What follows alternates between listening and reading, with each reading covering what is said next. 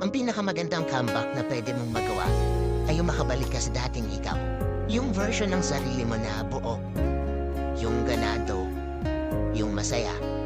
Sa ngayon akala mo imposible, pero habang tumatagal yung panahon na nakabitaw ka na at malaya sa kanya, unti-unti mo nang napupulot yung piraso ng puso mo na binasag ng ibang tao.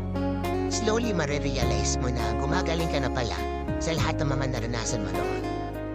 Hindi ka man makabalik 100% sa dating ikaw. At least ngayon, alam mo na kung ano yung deserve mo. Alam mo na yung tinuro sa'yo ng mundo. Tapos, sa dulo nito, masasabi mo na lang sa sarili mo na, pwede pala, buti na lang bumitaw ka.